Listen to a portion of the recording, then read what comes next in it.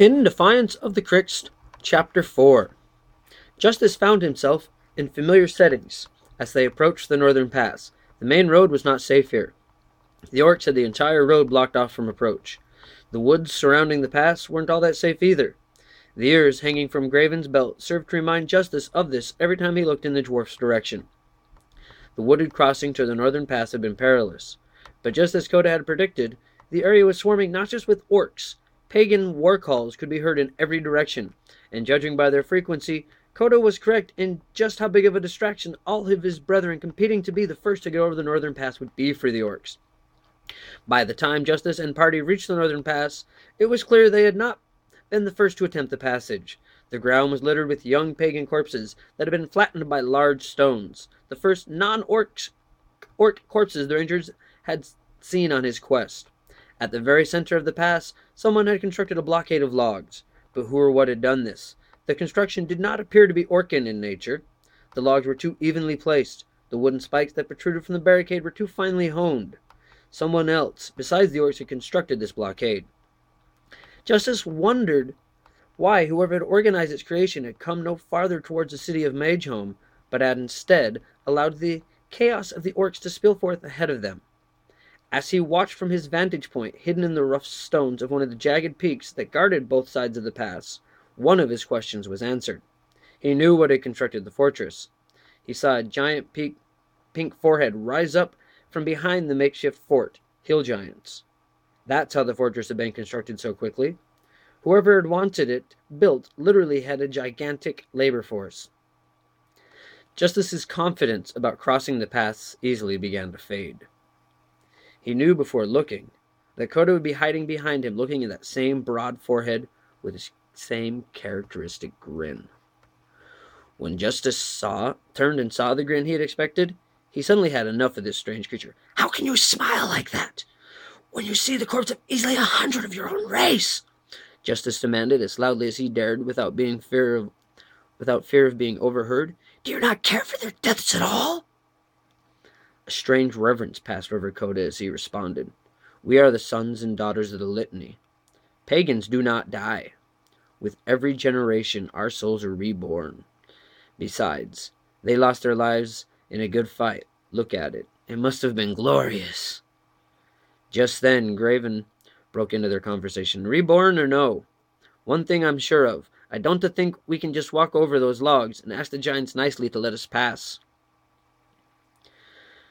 Coda just responded with the same characteristic grin and a wink of one yellow eye. Page break.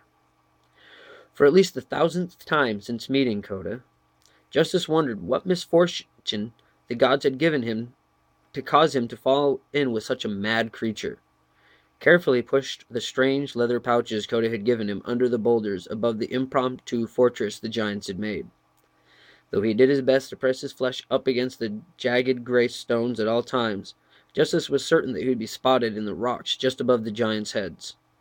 Justice looked wistfully at the impassable crag of jagged stones that forced the trail into this tiny gap, wishing he could just fly over them to the other side.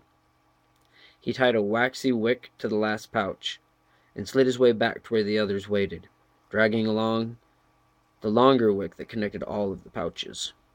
He handed the thick green wick over to Graven. The dwarf looked doubtfully at Coda. "Now you swear this won't be like last time." "Where did you get these boom bags again?" Coda smiled. "I got them from Zixo. Don't worry, they'll work." "It's not them working I'm afeard of. That dastard cousin of yourn is even crazier than you are. I'm afeard of getting blown off on the side of this mountaintop into those giants' laps." Justice cringed as Coda reached for the fuse. "There shouldn't be much more powder in them things than to knock down the boulders." Justice placed the pouches under. "While the giants are fixing the holes in their little fort from the tiny landslide, we'll slip through undetected, just like we planned." Coda pulled out a small brass box. From what Justice had seen, it seemed like all pagans owned one of these ingenious little boxes. Stuck in a hole drilled into the top of the box was a thick brass rod, about half an inch long. At the end of the stick was a bit of string and a piece of flint. The bit of string was soaked in a noxious smelling gel that was kept inside the box. On the inside of the box was a long piece of rough steel. Koda quickly struck the rough steel with the brass stick, creating a spark, igniting the noxious gel on the bit of string. "You might want to hold your ears," Koda said calmly, as he touched the flames from the stick to the wick that led to the boom bags hidden in the boulders up ahead. To Justice, it seemed as if the tiny fizzle of flame would never reach the strange boom bags, which Koda had asked him to place amongst the boulders above the giant's fortress. Time seemed to stand still as he watched for the 10 minutes it took for the small sizzle of smoke to slither across the rocks and reach the first pouch. After it did, it seemed to Justice time had never moved so fast. Kaboom! The first bag exploded. The ground shook with the force. Over the echoing din of the explosion, someone shouted, "Run for it!" Justice assumed it was Graven, since he caught one last glimpse of Koda still crouched down in the rocks with that stupid grin on his face. Justice leapt to his feet in time to feel the earth give way underfoot at the sound of the second explosion. Kaboom! Justice found himself riding an avalanche towards the wooden fortress. The very fortress where Koda had promised Graven he would not find himself blown into a giant's lap. Justice found himself wishing he had exacted the same promise from Koda. Justice lost his footing and began to tumble down the hill towards the fortress. In the back of his mind, he began to count the seconds before the third and final explosion.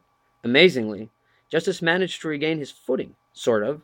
After a sudden jolt of the boulders below threw him into the air, he found himself standing on his feet atop a massive stone, which was sliding rapidly down the side of the mountain. Bracing himself for balance, he attempted to ride the stone to its final destination.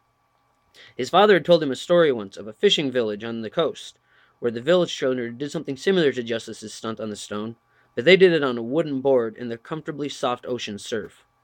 Justice's board was made of stone. If he fell off his stone board, he would surely be crushed. If he stayed on top, he would most likely wind up in the proverbial giant's lap.